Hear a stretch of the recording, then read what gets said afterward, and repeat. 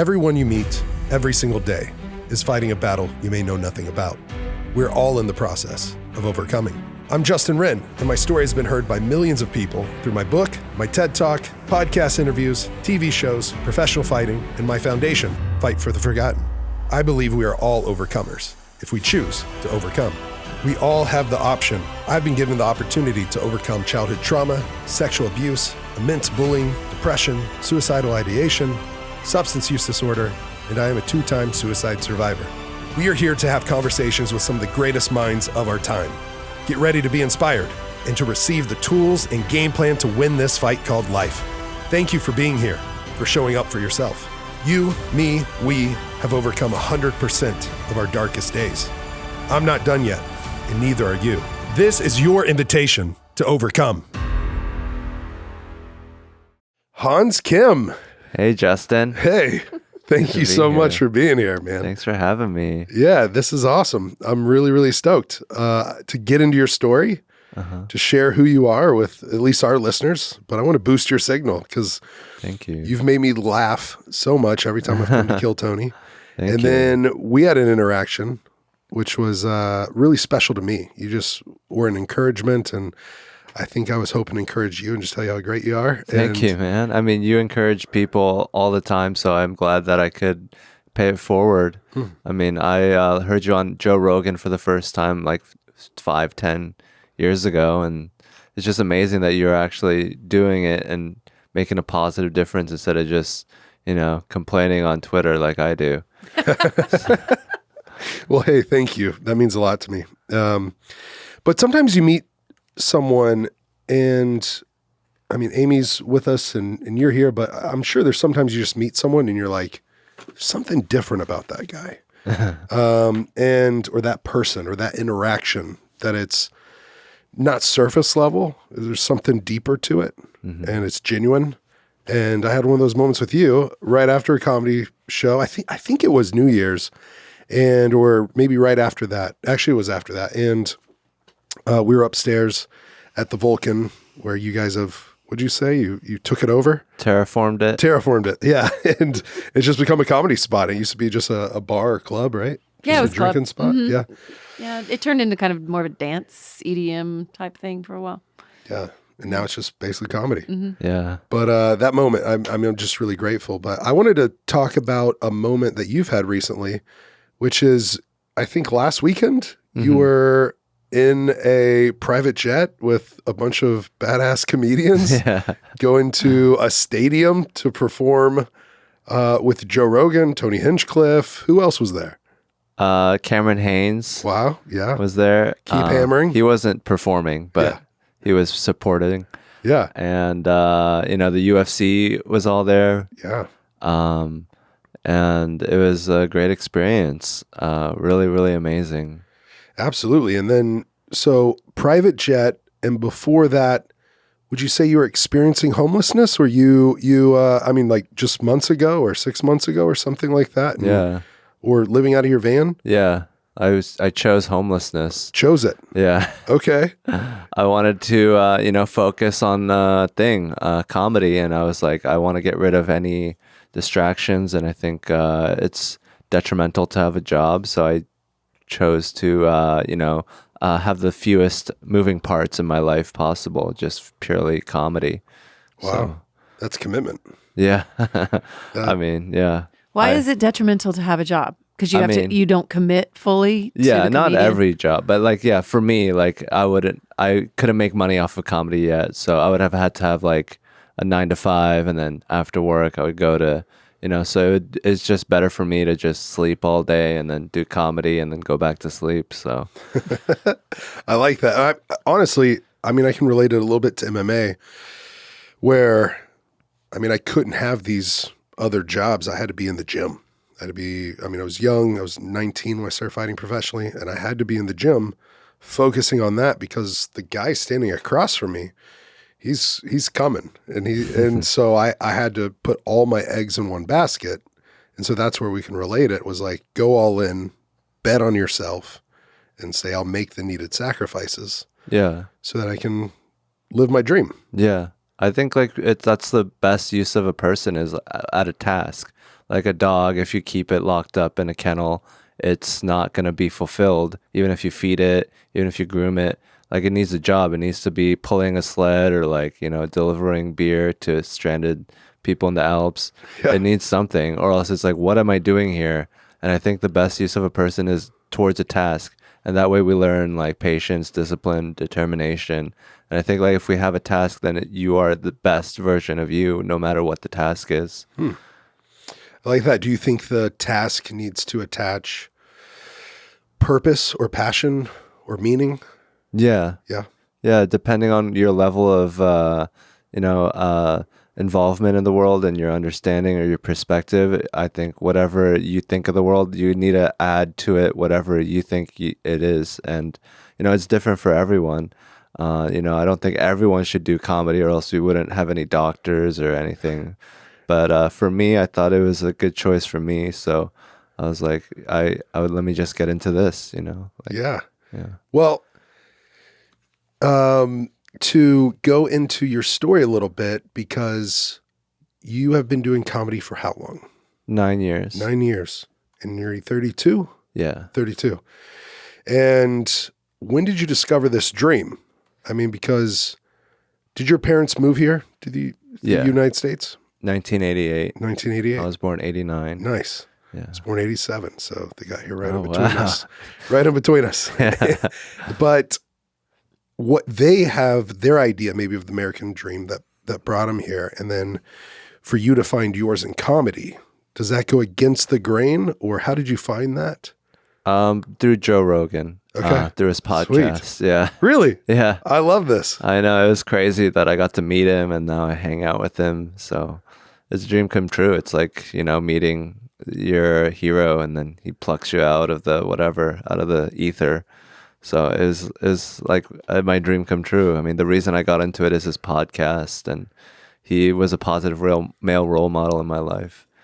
But my parents are pretty progressive. They're the new wave of Asian parents who don't just want you to do doctor, lawyer, engineer.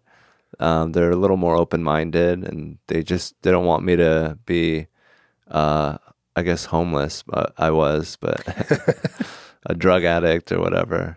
Yeah. They wanted me to be productive no matter what it was, or find my passion. Because my mom's dad is a theater type of person. He's a director or something. He was a director or something. Is that in South Korea? Yeah. Yeah. Wow. Well, that's cool that you had supportive parents. But where did the dream begin? What was the birthplace of comedy? You said with Joe Rogan, but when you were listening, was there this light bulb moment that you were like, I'm going to do this? Yeah, I guess I just couldn't see a productive way of contributing to the world if I wasn't going to make fun of it. So I wanted to make fun of it. And I don't know. I didn't think like just adding like, my engineering or mathematic background to the world would be that productive. I think it's not necessary, but I think like with ideas and jokes and comedy, the results can be exponential, and it can have a bigger impact than just like building a nice bridge or something. Yeah. And so you did have an engineering degree, right? Yeah. And I heard you say, or I think I saw Tony post too, you had what was it? 2.6 GPA. Yeah. And I'm right there with you. I graduated 236 out of 237 in my high school. So not dead last. But I'm the only one of us, I think, that's wrote a book so far. So my English teacher at Barnes & Noble said, if there was one person I never thought would write a book, it was you. And so, but for you, what were you doing right before you were listening to the podcast and discovering your dream? What were you doing at that time? I was working at a small startup company, Quantum Surgical, making new surgical tools. So surgical tools that hadn't been made before. It was all centered around this one guy, Keith, I think his name, Kevin. And he was like a very alpha, go-getter type. And he got me out of college, and I worked there for 6 months, kind of, doing whatever I could, not really too motivated to do it. And then I got fired, and then I was like, well, I am not cut out for engineering. Let me try this comedy thing. And where were you at that time? It was Seattle or New York? That was in Chattanooga, Tennessee. Okay. And the college was in Atlanta. I did a little internship before that in Noonan, and then went back home to live with my parents, and they let me stay there for 5 years doing comedy. Yes. Nice. And what was it like to, because I've had these moments where I've jumped into wrestling. It was my outlet. Whenever I was getting really heavily bullied, I then jumped into MMA knowing that those guys for sure don't get bullied. If I can become that, like, I'm not going to be beat up. Yeah. I'll do the beating up, but I won't beat up bad people. Just do it for sport. And then from that, I had a big shift and jumped in the nonprofit world. And then from that, jumped in now to podcasting.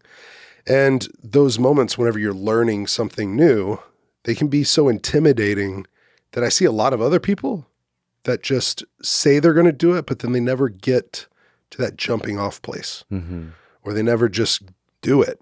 What was it like for the early days, you going up to an open mic night? What was your process? You're brand new, you've never done it, and you're like, I'm going to do it. But then what was like learning the ropes like for you? How'd you start?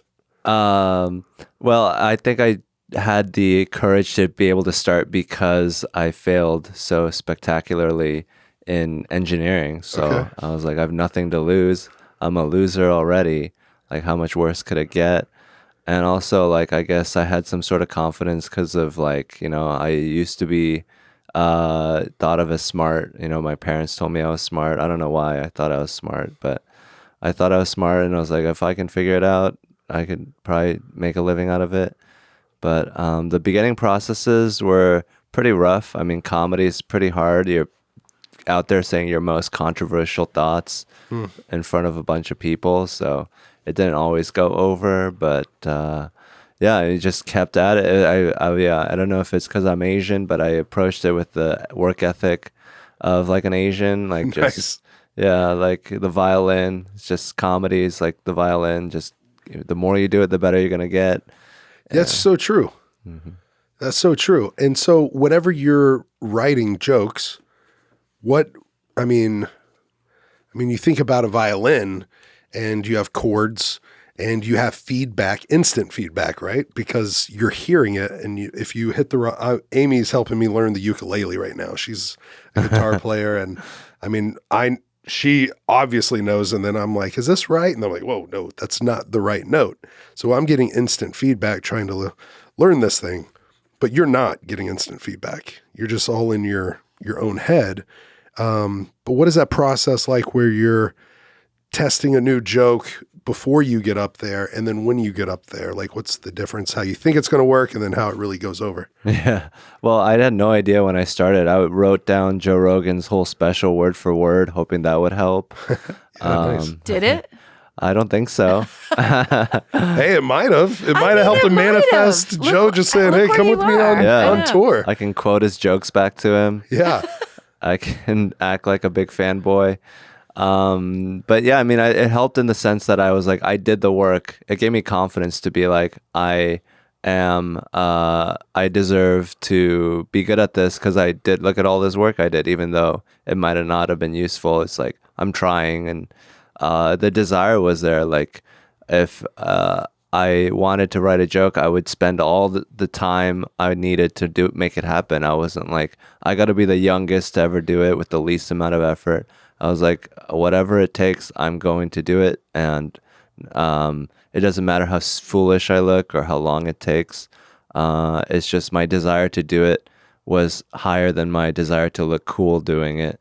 So I didn't care if I looked like a try hard, or, I recorded every set, and, like I was going to do it no matter what it took. So I didn't really try to do it in a way that made me look cool.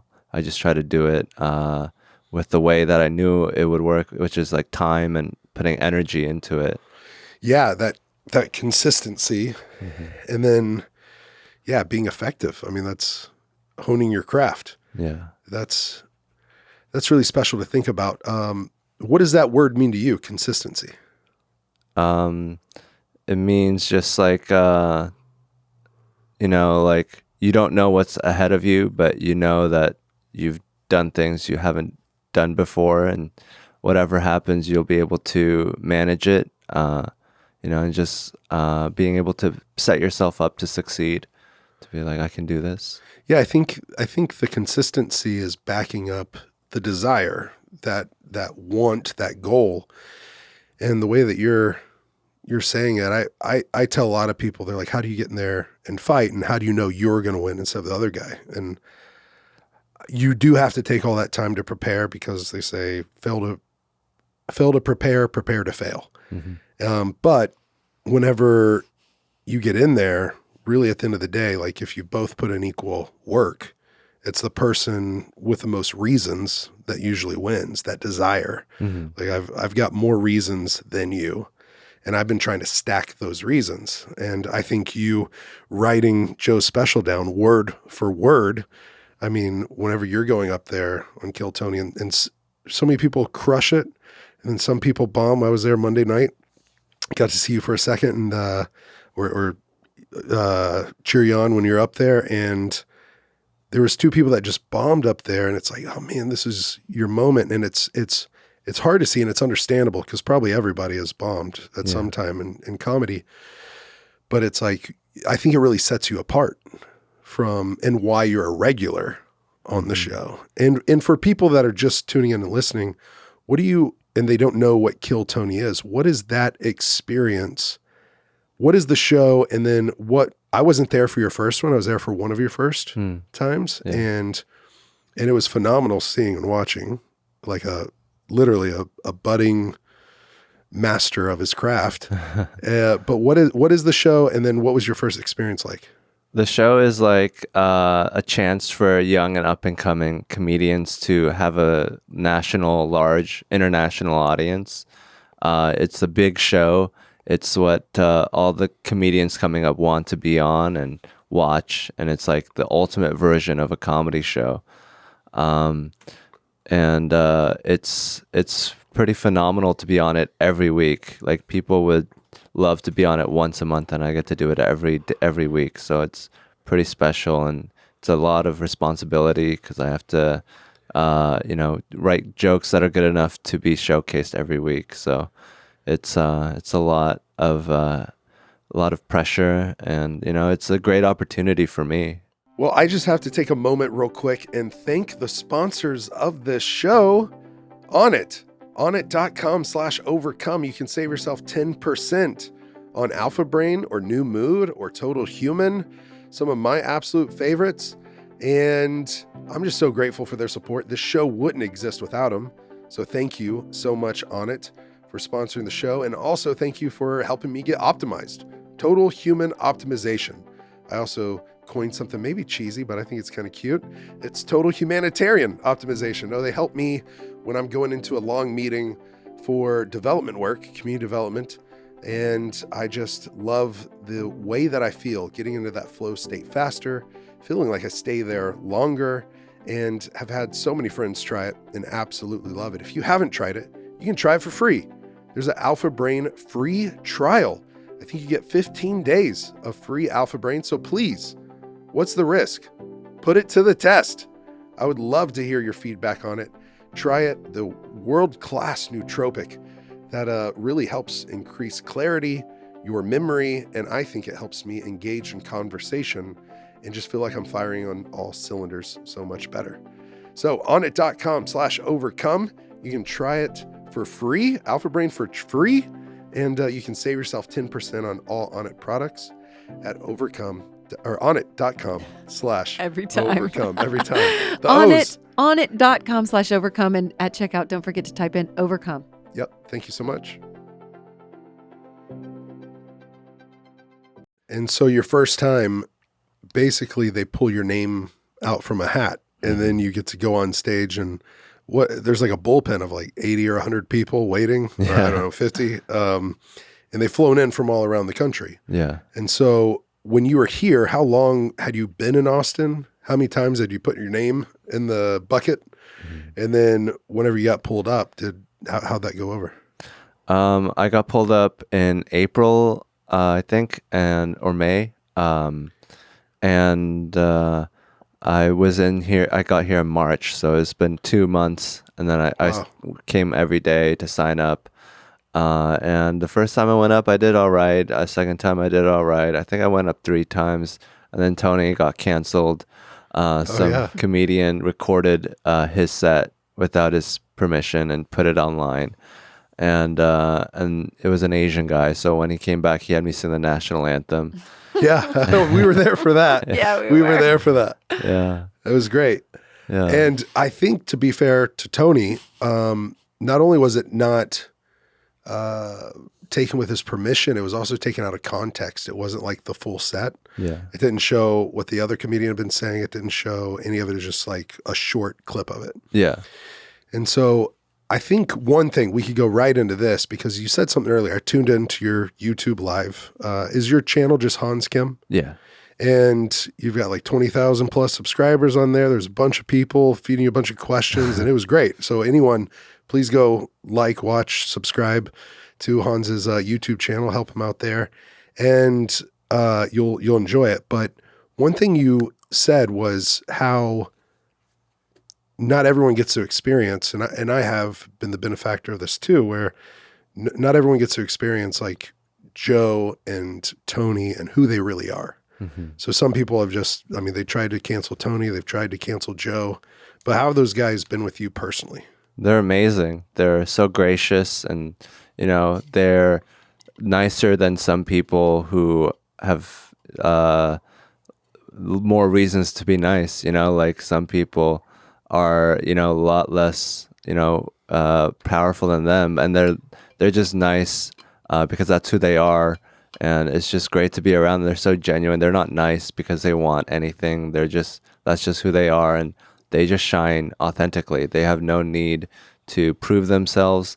They are just showing me how they are, how they feel, and they communicate very honestly, and it's amazing to be around it and to feed off that energy, and hopefully I can, use that in the other areas of my life.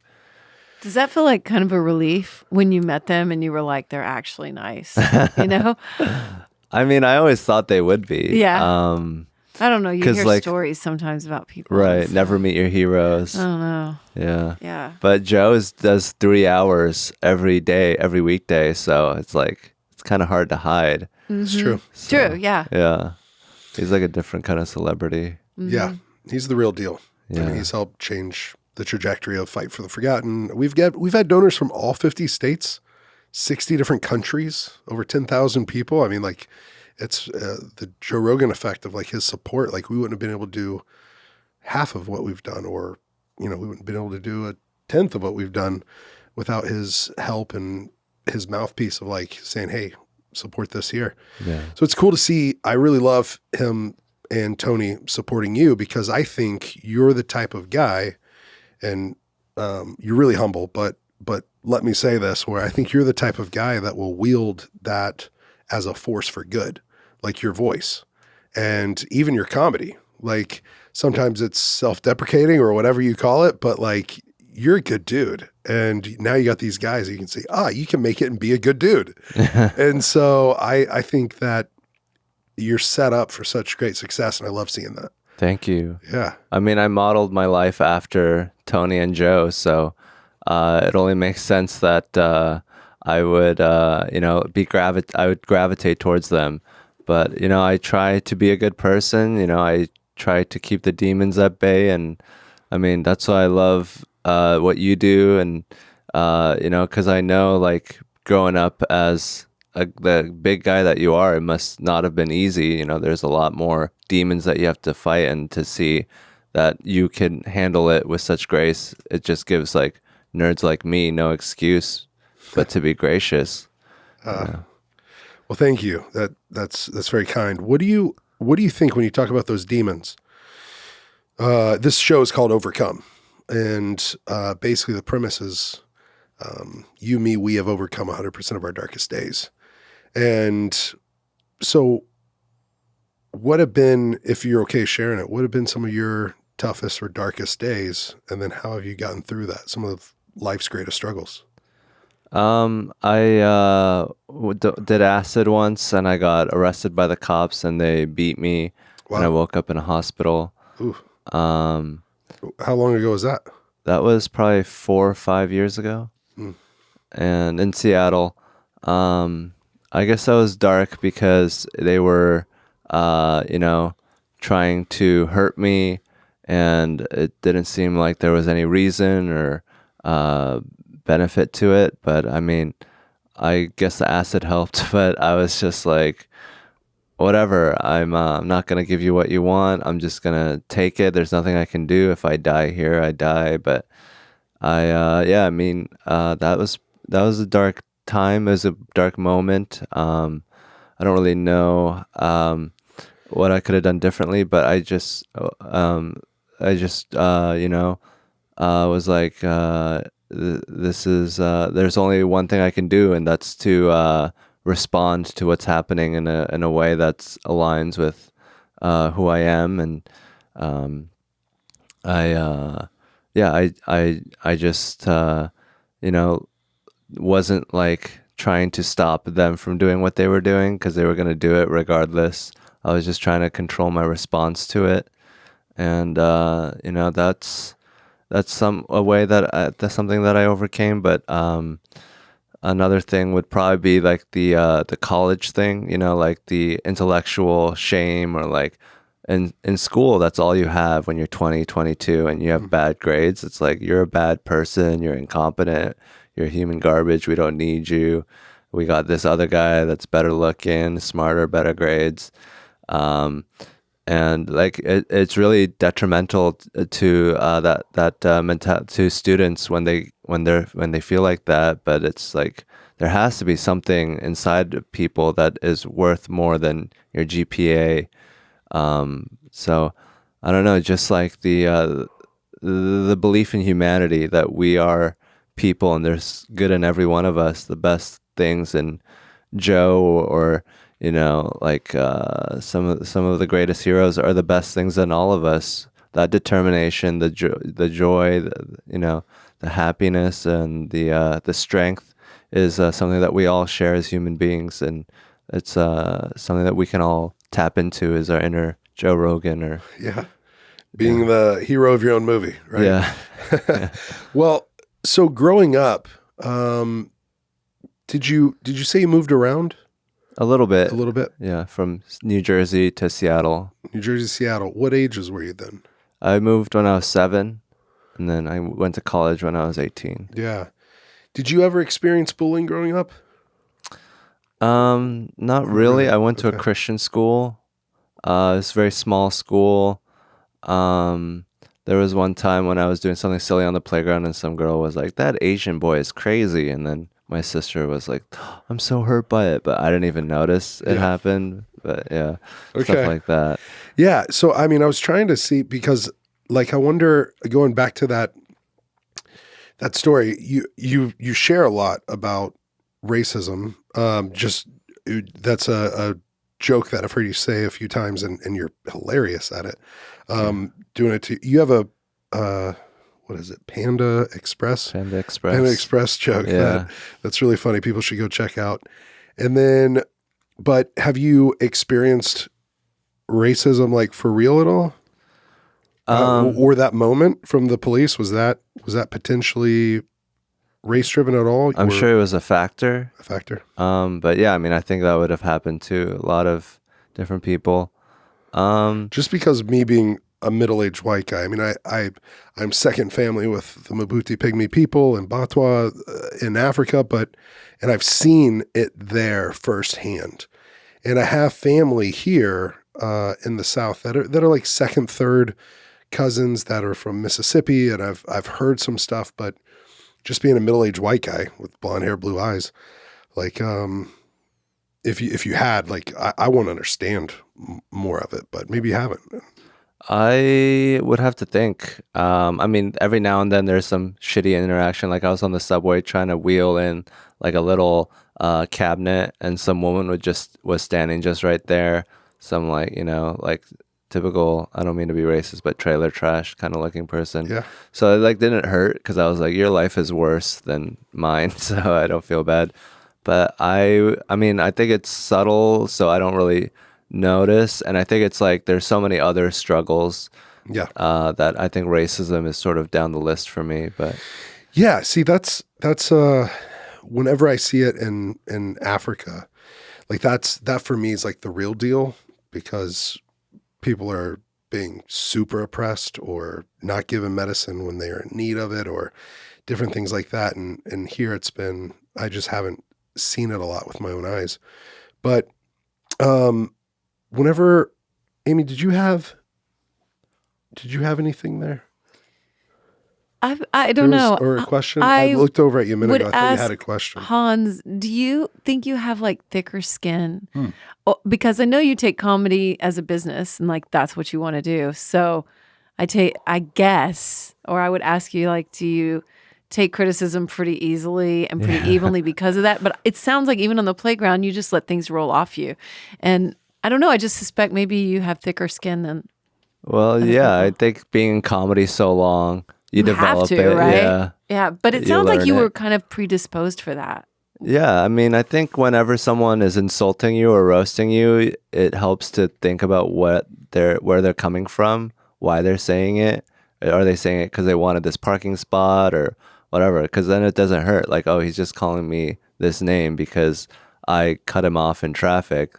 And it's like, oh, then you could not take it so personally and maybe respond in a way that where you're like, oh yeah, you're looking at me from this perspective, but let me zoom out and look at it from an overall perspective and then say something back to that person that is not just this perspective, because then nobody likes to just be stuck in that perspective. It's like if you can show the world as a more complex, beautiful place, then people are going to enjoy that more than just someone screaming a racial epithet.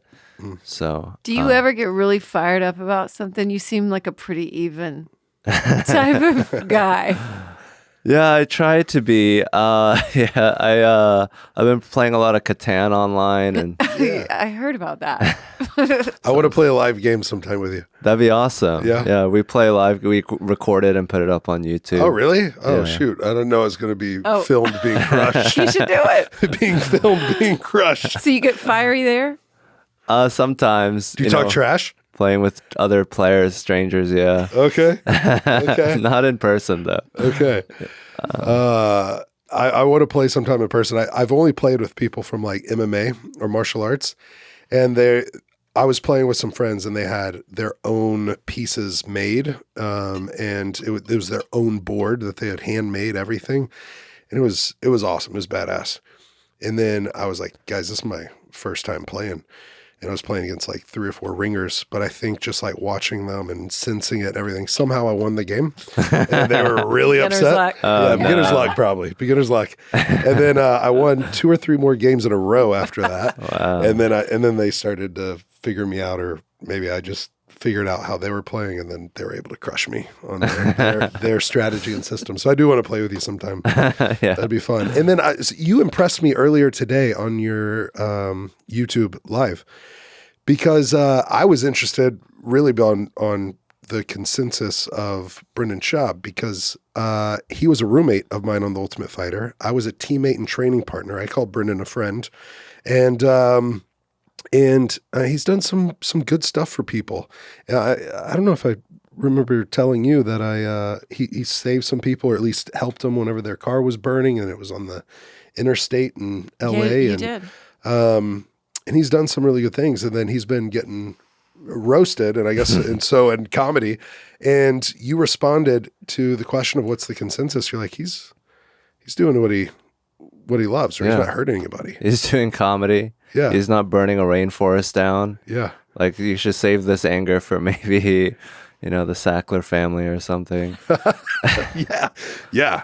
I actually have some anger towards them. I was an Oxy addict. So they own, wasn't it Purdue Pharma? Purdue. Yeah.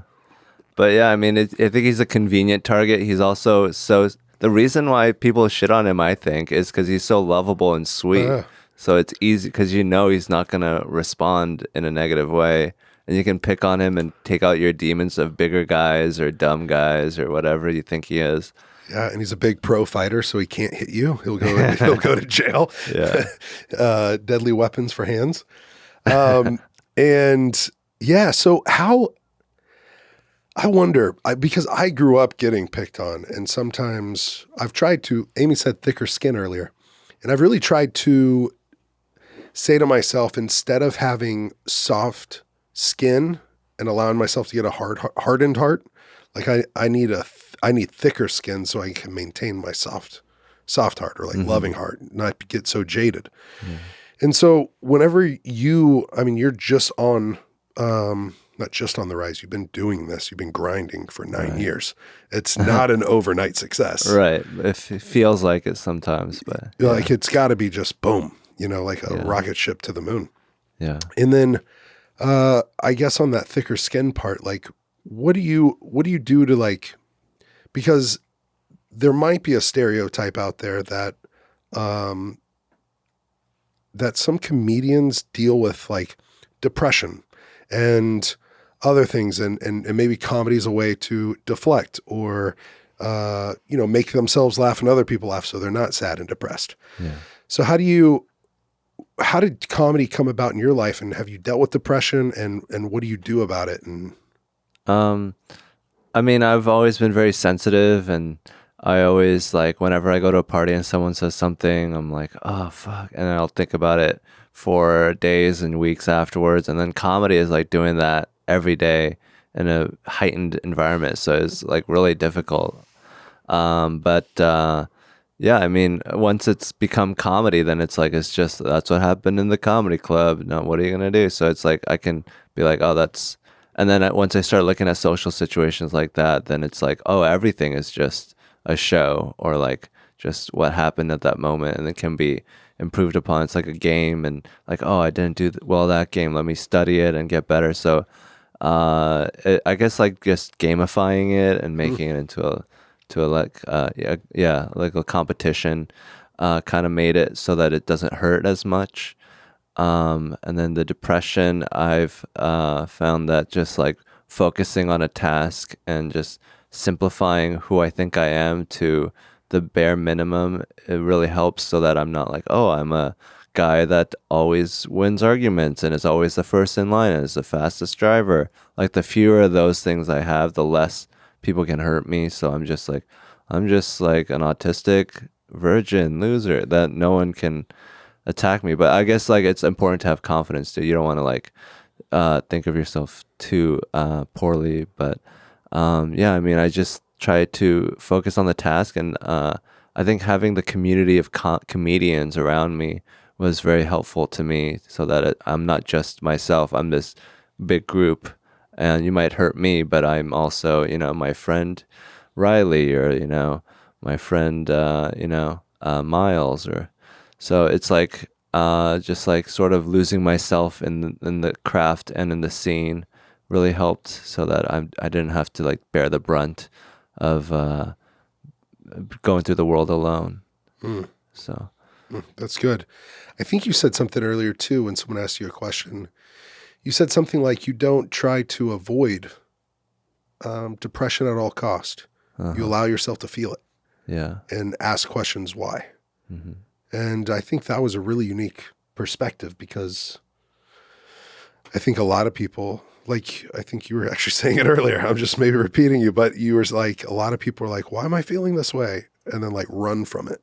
Mm-hmm. But you and allowing yourself a healthy way to like acknowledge it, see it, like feel it. And Amy's told me this thing a few times. It's like, face it all, feel it all, and magic happens instead of running from it. Yeah. And so, yeah, gamifying it. That's a unique way to think about it.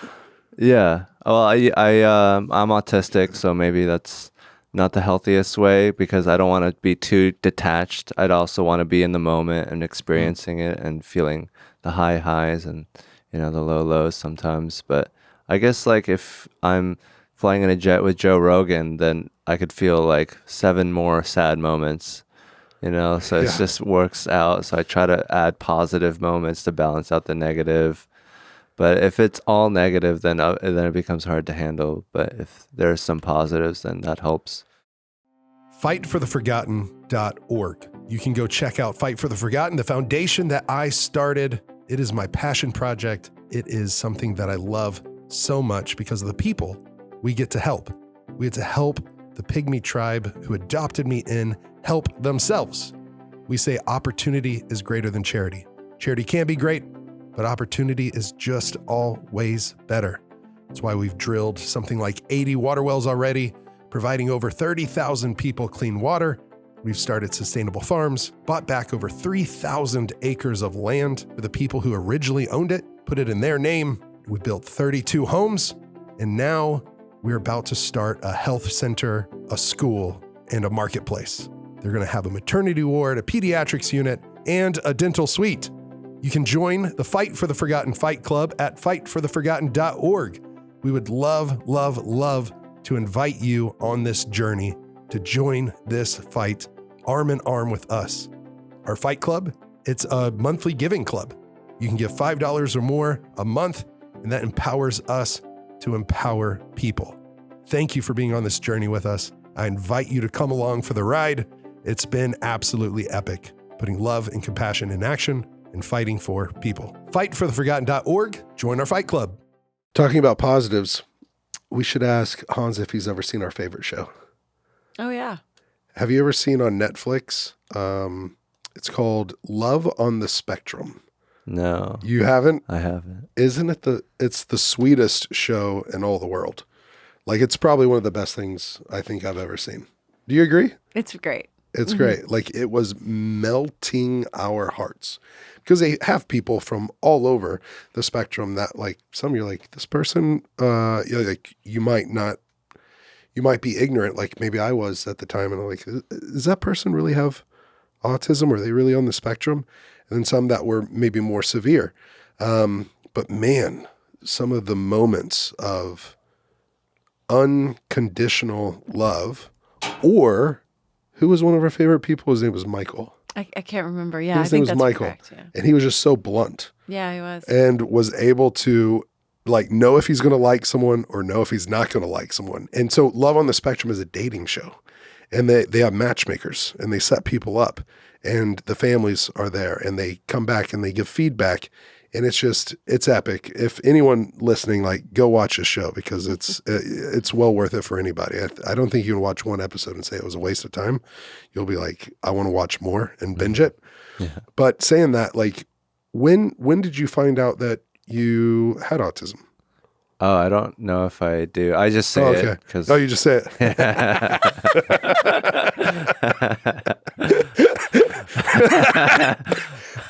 You're making me cough. I got to take a swig of our 40s. I tried to be funny, and I brought us 40s in the house, but it's just waters. And Hans got 4 drinks in front of him. I haven't let him have much of it yet because I've been letting him do a lot of the talking, but he's got a yerba mate, a 40-ounce water, a coconut water, and he's got a pineapple cider in front of him before he goes tonight to the secret show with Red Band. Do I have to drink all this? You have to drink all of it. You want to be hydrated before your show. Took some Alpha Brain. Yeah, I took some Alpha Brain. How do you like it? I like it. Yeah. I hope it's me, but I am sure Alpha Brain is helping. Yeah. It's you. It's all you. But I love Alpha Brain. In fact, that's the reason we can have this show, is because Onnit is a sponsor of the show. And I'm so grateful for them. I got to try it the first time on Joe's podcast. Second time was they sent me a care package while I was living in the rainforest. They sent a package by DHL. And whenever I came back from Congo to Uganda to get more well drilling equipment, there was a package for me from Onnit, DHL, and I took that back in, and man, it gave me a second wind for the next like 6 months because I was able to take that and a bunch of the other stuff, the Shroom Tech, and I like Onnit stuff. So if you ever want some more, I'll help you get some. Thank you. Yeah, you'll like it. It's awesome. Amy, what are you thinking? I was just thinking about, I've lived in Austin a long time. When did you move here? March of last year. Okay. I've just lived in Austin for a long time. And right before the pandemic, because I work for the Statesman and stuff, so I'm always like looking at what's going on in town. And I just started to notice such a trend of comedy coming up in Austin. And I was surprised, and I would talk about it on the radio. And I was like, man, we've really got a comedy scene going during the week here. It's really coming up. And then the pandemic happened. But then Rogan moved here, and then it just really broke out. And I was kind of curious, what pushed you to move to Austin, and how does the energy feel here? And I think we're going to release this during Moon Tower Comedy. So I feel like that too, just seeing Moon Tower have another year here in person. Yeah. I was excited about the lineup. I was excited about everything that I was seeing with what was happening here. And it just feels like such a great, I know probably a lot of people will listen to this that are desiring to be comedians, and it's just such a magnetic place for it. And I was just wondering your take on like the energy and what brought you here exactly. I can guess, but yeah. I love it here. I mean, I think that New York and LA is like a lot of, the way things were done before, and here it's new. We're making it. We're not beholden to, corporate interest or the way things were done before. I think this is like the new West. We're moving westward, and I guess to the center and south, but well, yeah. It's still Texas though. We got a Wild West attitude. It's just pure. There's less things that are like vying for your control. It's just comedy is so simple, just one person talking. So the less strings you have attached to it, the more honest and pure it is. And I think comedy really benefits from that. And you can feel that. Is that energy just going on when you're in the communities that you're in now with other comedians? This community is so beautiful. I don't know if it's the pandemic, but people are just so thankful to be able to do it at all. Like, we were locked in our homes for 6, 7, 8 months. So it went away. Comedy I never thought I would not be able to do it. And now we have it back, and we're like, oh, thank God. And we weren't able to see people for 8 months or 7 or whatever. 2 months in Texas. That's right. 2 years everywhere else. They're still at it. But it's like people are so happy to see each other, and people are more valuable now, and we all hang out, we all party together. And I've never been a part of a community a comedy community that actually enjoyed each other as much as this one. So this is a very beautiful scene, and I love to do my best to help it. What a cool thing to come out of this. Yeah. Mm-hmm. And I heard that you were on Instagram one day and you just decided to throw a party. You're like, DM me if you want to come to the party. Yeah. And like just welcoming people that were fans of you into your home. That is Southern hospitality, my friend. I don't know that you're going to be able to do that very long, but that's a unique thing. That's like a special person to say, hey, I want to hang out with y'all because community is important to you. Yeah. People, you don't have to be yourself. You can be a part of something larger. And I would love to, not be myself all the time. No matter how awesome I am, it's helpful to, talk to other people and imbibe their energy. But yeah, I mean, I only invited people who had like real Instagram accounts, not like 2 pictures and 2 followers. Yeah, you got to be careful. Amy's big podcast she loves and is a big fan of is My Favorite Murder. Mm-hmm. It's what's their saying? Their slogan? Stay sexy and don't get murdered. Yeah. Yeah. Mm-hmm. I heard that one. True crime comedy. I like a lot of Last Podcast on the Left. Yeah. But anyways, just don't get killed out there, Hans. When you do. Yeah. That moral of the story is stay sexy and don't get murdered. Yeah. Okay, my friend. And then, so have you heard of some of these T-shirts that have been made? I mean, I've heard in the ethers of Austin, people wanting to make shirts. I think some people were rumored to do. I kissed Hans Kim. Yeah. I kissed Hans Kim. And I fucked Hans Kim. Oh. And then what was the one that they actually made? Was it called Acid Viking? Was that one that was for Hans? I don't know, but it says it on his shirt right now. Oh, what's the Acid Viking? This is a band that sent me their merch. Okay. Lady Owl. Cool. I thought you wore Acid Viking, like especially for the Viking. Yeah, I've done some acid.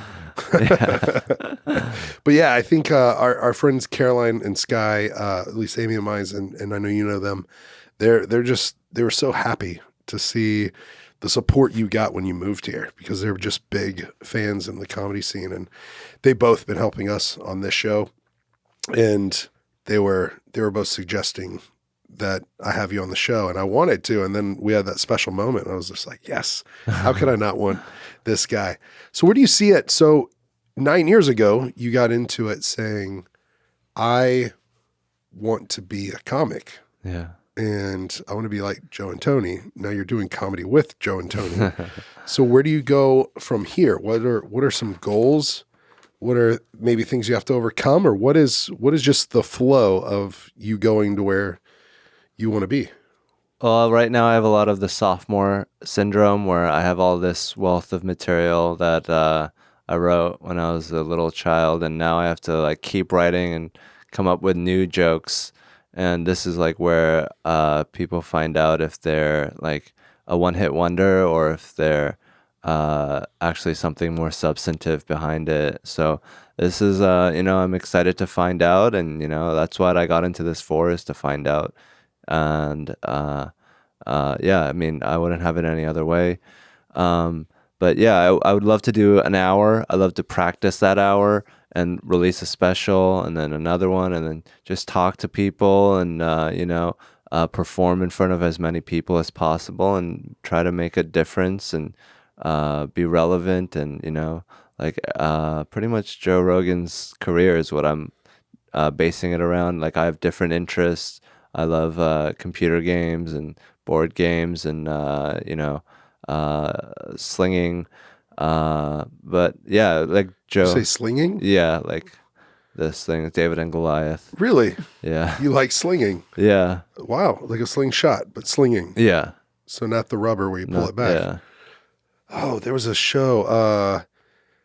What was the show? It was a comedy. Oh, The Righteous Gemstones. Yeah. The Where Righteous. they had it. Yeah. And they went and they took out like some bad guys or something with slings. So you can do that. Can you hit a target? Yeah. I'm not that good. Cool. I'd like to see that in action. That should be like a Instagram Reels. You with a sling. It's so simple. All you need is a rope, and then rocks are everywhere. Yeah, you just call it the Goliath of comedy. Like, I guess you'd be David, but really, you're like a giant in the space now. And that's really cool to see. Yeah. So you going on that path, what is it like? Maybe you could set this up for a listener, because you were doing probably open mic nights at really small venues. And then, well, basically this last weekend, you were, how many people were there? 12,000. 12,000 people. Yeah. Was your first open mic night 12 people? Probably Something 20. like that? Yeah. 20? Yeah. So that's a big difference. And what does that feel like? Are there nerves beforehand, or do you feel just ready to go because this is what you've worked so hard for? Someone told me that I didn't seem nervous, so that was good. I felt like How were you? You didn't seem nervous, but yeah, it was like a job to do. I was like, I gotta get this done. You better not, like if like a firefighter fighting a fire is like, I better put this out. Like, this is 12,000 people whose attention I'm holding. I could say something that, might get them to hate me or start a riot or ruin the show, or, So it was like a lot of like, don't fuck it up. It was a lot of it. And then after that, it's like feeling the jokes and delivering it with the emotional, the emotional language that the joke requires. Yeah, I mean, it was just like pressure and like, holy shit, like getting to say the joke and release it out into the wild, just fling it out there, and then just see it like out there was amazing. Watching the people in the suites, their silhouettes just standing there looking at me like, wow. Can you see any of their body motion? Like maybe whenever a joke landed, like them moving, like laughing? I don't remember that. I remember the people in the front laughing and guffawing. Yeah.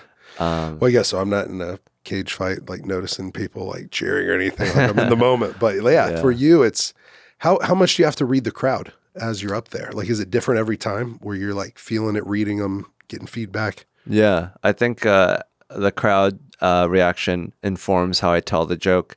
Like if I'm like, oh, they're unsure about this part, let me land this part a little softer so I can get into this one a little harder. But just playing it by ear, because if you just perform it, then they can tell. Then they're like, oh, this guy's just reciting. He's not here. But if you can play with them, then you can, I think, hit a higher note. Ah, that's interesting. I've never really really been able to relate it. You just helped me. Where you're reading the crowd, you're right there and seeing what's landing and what's not. When you said landing, I started thinking, oh, Joe just transitioned that from like fighting to comedy. Now, obviously, it's completely different, but you're reading your opponent and you're seeing what lands literally, like with jabs and right hands, and then having to be on the fly to adjust to, oh, this didn't work, but this might, or oh, I got him here. Now I need to really follow that up. Yeah, and so that's really neat to think about. So what do you think? What do you think? Somebody that's just getting started, what would be the most helpful thing if they're thinking about doing an open mic night? I would say the love for comedy, the love for people, the love for communicating and talking to people. Because if you have that love, then you're not going to quit, and then you're going to be in it longer and get better at it. But if you don't like it, then it's going to be a very sad thing to see if you keep doing it. If you keep doing it and you don't like it, you're going to be like a 9-to-5er, like a journeyman. You're going to be like a road comic out there, like just, not really feeling it, just doing it because you have to. And I think like if you love it, if you have the love for it, that's one of the biggest things. Obviously, it's not the only thing because a lot of people love it and have no talent for it, but yeah, I've seen some of those at Kill Tony.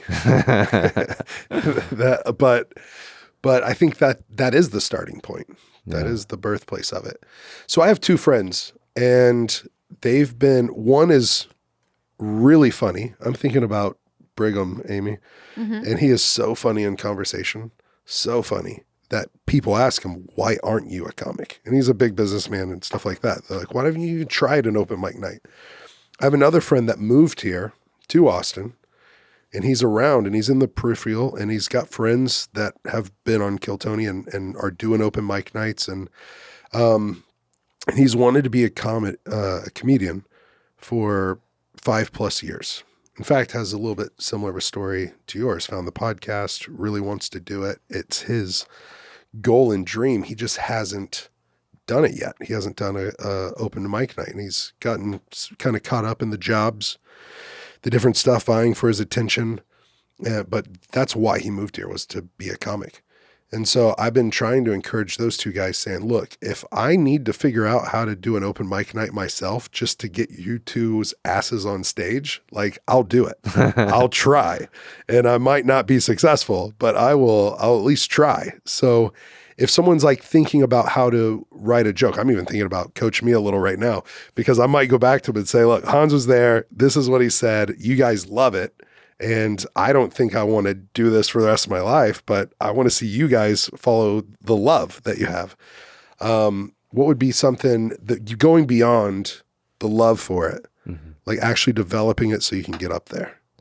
An idea of what you want to say, what kind of emotion you want to convey, what kind of humor. Is it like self-deprecating or wry? And then like accentuating that, the type of humor that you're trying to do in that joke, accentuating that, finding different examples and coming up with new tags for it. Just finding exactly what is funny about what you wrote and what kind of jokes that you write and what kind of humor that you do. And then just emphasizing that and not trying to muddy it or hide it to be like, oh, this is the punchline, but I don't want anyone to know in case they don't laugh. But just landing on it and just being like, this is the joke. And you either like it or don't, but I'm not going to hide it. This is what I think is funny. Yeah. I haven't ever thought about using this I haven't actually been thinking about doing open mic nights, but there's a funny story, but I'm already thinking, would this even work because it's two different contexts and two different cultures? But I guess you talk about culture and differing culture and you make it hilarious. But I was living with the Pygmy people and I was engaged at the time. That marriage didn't last. I'm divorced, so it was a successful marriage. But I was there and engaged, but I wanted to know more about their culture. Mm-hmm. And so I like to live with them, listen to them, learn from them. So that way we can figure out together what would be the most loving thing we can do for them in the most sustainable way possible. But anyways, I was just sitting around the campfire. They call it Campfire University, where they would take me to school. Mm-hmm. And I was asking, what happens whenever you like fall in love?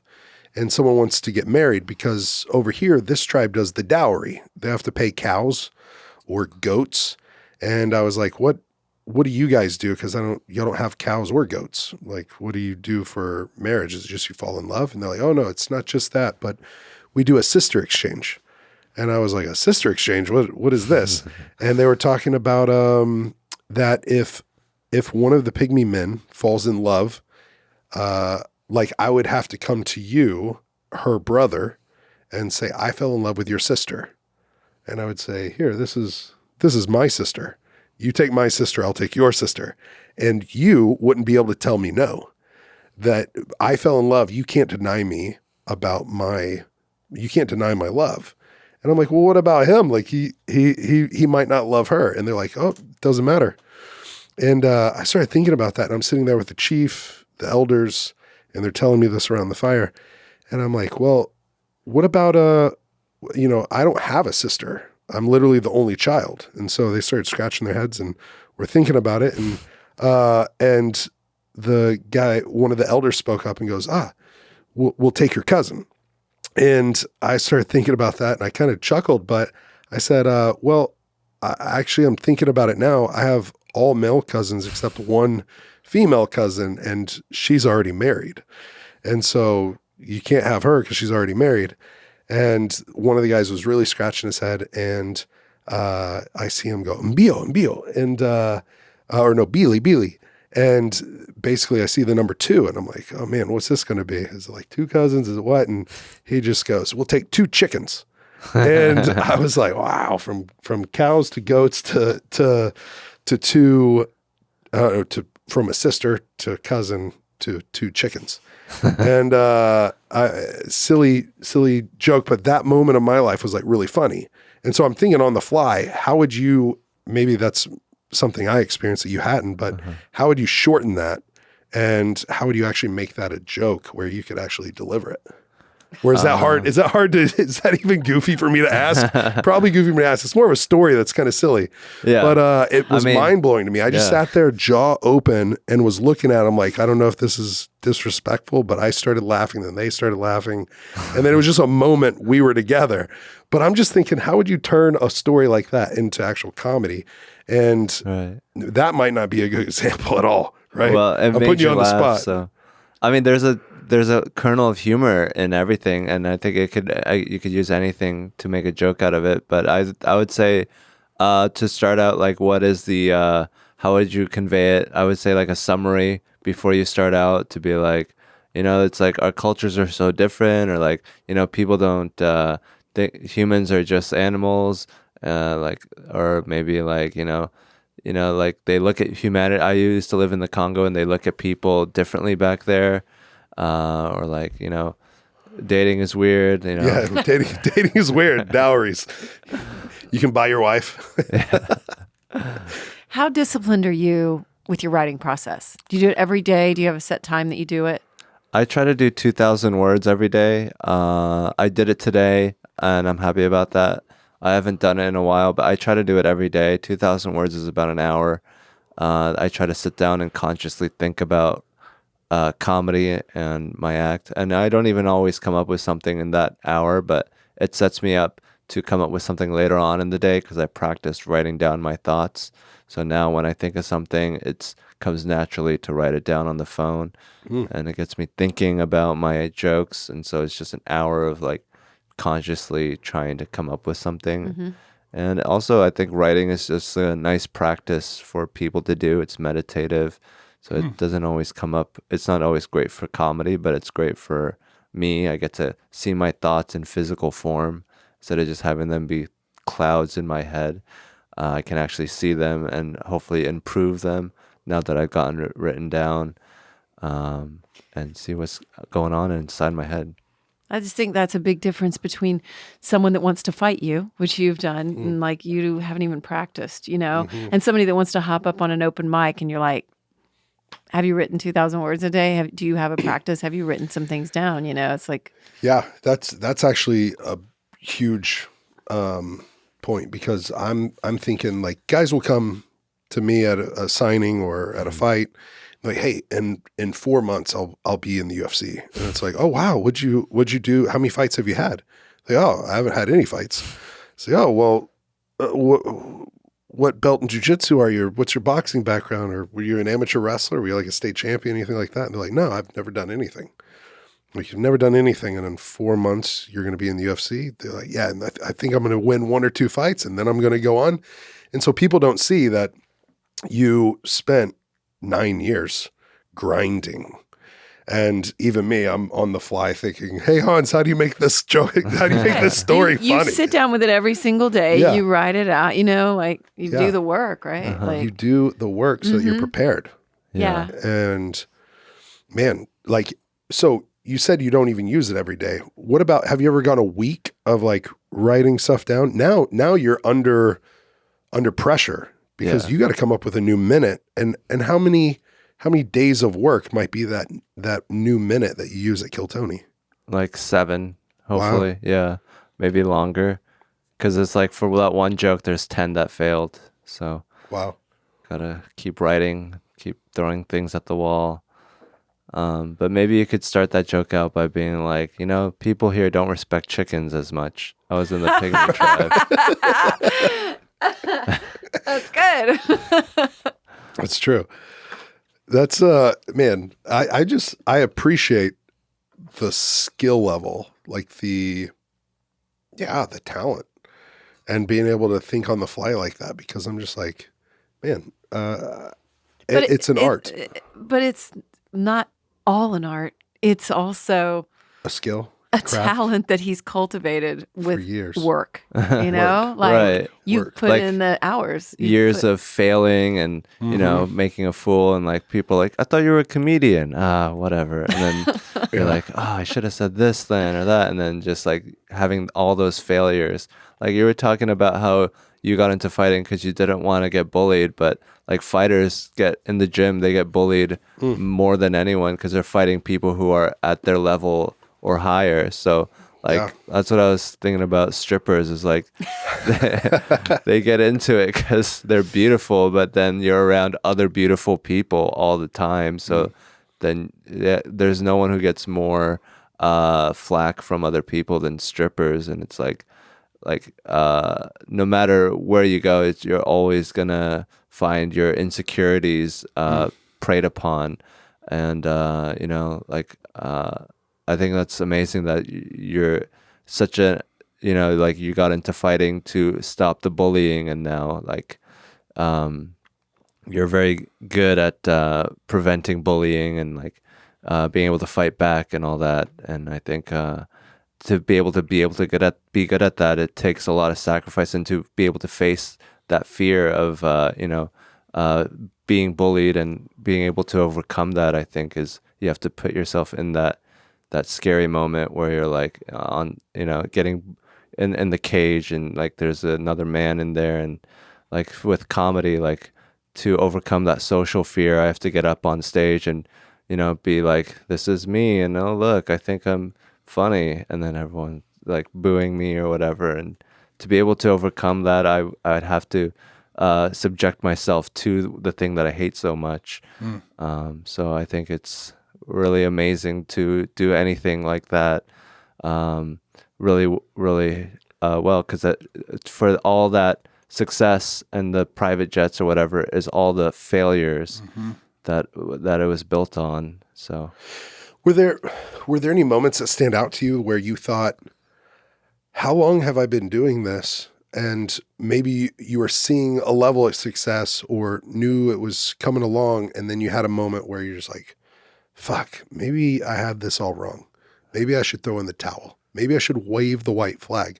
Maybe I should give up on this dream. Did you have any moments where you had this actual real doubt where you thought, I'm over, I'm done, I'll go get a real job again?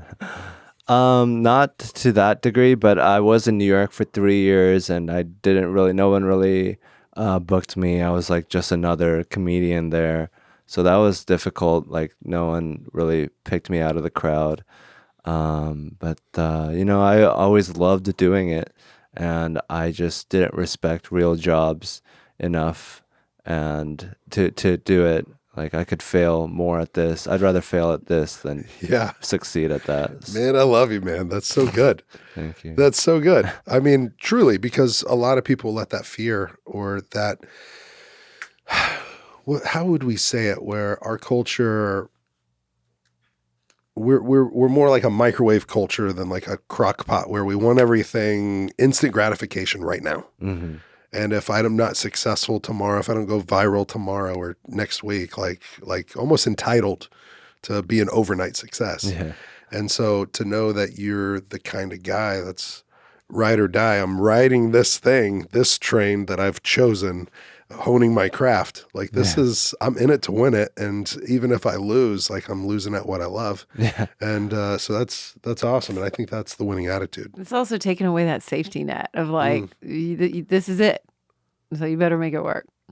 Right? Right. Living the life, immersing yourself in it without another thing that distracts you. Yeah. What's been one of your favorite moments in Austin, in the community, like being around these people who are super creative? I mean, just a memory that you're just like, you know what? I made the right decision moving to Austin and pursuing this thing. Probably when I was playing Catan with my buddies, or what do I remember? Just some of the friends I made, and Was it the barbecue? the barbecue. Yeah. No, Oh, the moving to party. Austin. Yeah. Oh, moving to Austin, tasting the barbecue. You knew you made the right decision. No, yeah, the but- food here is amazing. Yeah. What was it like getting how did it happen where you became a regular at Kill Tony? Well, I just did the national anthem, and they were like, "You can come do a set afterwards." And then I did the set, and then at that set, they told me I was a regular. That's awesome. Yeah, I mean, Then how'd you get the call that you were going to start opening for Rogan? I actually had sex with the stripper in a broom closet, and and then Greg Fitzsimmons told that story on Joe Rogan's podcast, and then the next day Joe Rogan asked if I could open for him. Tony asked me, and then I opened for him, and then I just kept doing it. And The stripper? I wish. No, we only had sex once. But yeah, I think just my crazy wild attitude and like I'm embracing the moment and just like taking full advantage of it. But yeah, just like my zest for life maybe was like, oh, this guy's crazy or wild or fun, and Yeah. I'm always happy to be there. So. Has she come back looking for an extra tip after you got booked on Rogan? No, I haven't been in contact with her. It's probably good. Have you been, we had someone, actually, I walked away and Amy told me that a little guy had come and given you a gift card or something to the Yellow Rose. Oh, yeah. Mm-hmm. She was like, a little guy gave me this gift card for $100. Cody. I go, really? And so I just started looking for a guy of shorter. Actually, he gave it to stature. Brigham. Gave And it to then, Brigham. yeah. And then Brigham Brigham gave gave it it to to you. me. Mm-hmm. Yeah, and I guess he's a little person, Yeah. right? And but have you been there? Yeah, I went once. Yeah. Yeah, everyone's saying we got to go check it out, and we hear I've been. You've been. Yeah, Okay. I've lived in Austin a long time. Of course, I've been to Yellow Rose. Yeah. Anyways, I haven't. But man, is there any closing thoughts? Anything that is just that you would want to tell anybody that's either? I can give you a spectrum. You can say anything to close, but also if someone is in a dark place, if someone's doubting their dream, if someone is dealing with insecurities, wondering about leaving a job, if to bet on themselves, they're stuck in the 9-to-5, the grind, the 40-hour work week or 80-hour work week in a cubicle. Like what's something that Hans Kim could say to anyone on that? You can pick one, like just to wrap it up and let us close. Like what would you say to someone? I would say that we are all in this together. We need everyone expressing themselves, and everyone has to be a part of this or else it doesn't work. The thing that's best in any of us is what is in all of us. The best parts of us are the most core parts of everybody. So I would say that you have it in you, because we have it in us. Yeah, I mean, I just think that everyone has something to contribute. That's beautiful, Hans. Yeah, I mean, you got it in you. Don't give up. You've got this. Ask people for help. Like, I think people want to help. I mean, Yeah. I mean, you're a story of that. Like, they've seen how hard you are working, saw how hard you were working. They saw the talent in you. They saw the love for your craft. And so people have come alongside you to help lift up your voice, and deservingly so, because you're the kind of guy that should be supported. And I love that you want to support others. And so thank you for being here. How can people best support you? How can they follow you? How can they check out more of your comedy and support this rocket ship to the moon that is Hans Kim? I'm doing live shows. I post about it, DJ Hans Kim, on social media. And that's Twitter and Instagram? Twitter, Instagram, Okay. Facebook. Would Do you love have a to see TikTok yet? Yeah, I'm Yeah? on TikTok. Okay, great. Yeah. Thank I'm you not so yet. much. Yeah. Yeah, I mean, you're a huge inspiration for me, and I think it's amazing how positive you are. And in MMA, which is seen as like a barbaric sport, you are such a beautiful shining light. And I think that you do it in such a in a sport that's so brutal. You are so positive, and it's just great for MMA and for just humanity in general. Wow. Well, thank you so much, Hans. I appreciate that. And I don't think the cat can't be let out of the bag too much, because they're looking for a potential venue here in Austin for my comeback fight. And if it is in Austin, it might be Dallas or Houston, or it might be anywhere in the world. But it might be the fall. And if it's here in Austin, would you come out? Of course. Yeah, I would love to have you there. I would love to be I there. would love to have you there, celebrate after. If we have an after party, maybe we give you a new minute. You can make us all I laugh. wouldn't want to do that to you on your special day. No, that'd be awesome. I think it'd be a great way to celebrate. I like celebrating with the people that I love. So I love you, man. Thank you. And I'm man. grateful you're here. Thank you. I love you too. Thanks. And I think I'll get a shirt. I love Hans Kim. So. All right, brother. Thank you for being here. Go follow him at DJ Hans Kim. Also subscribe to his YouTube channel, Hans Kim, and come out to Kill Tony on a Monday soon, because he's a regular and it's always funny. And you'll see him opening up for Rogan. So please go support our friends, Tony and Joe, and definitely Hans. Thanks for being here, bro. Thank you, Justin. Hey, don't forget to send your Overcome stories to overcomepodcast@gmail.com. And also rate, review, subscribe, and follow Overcome with Justin Wren.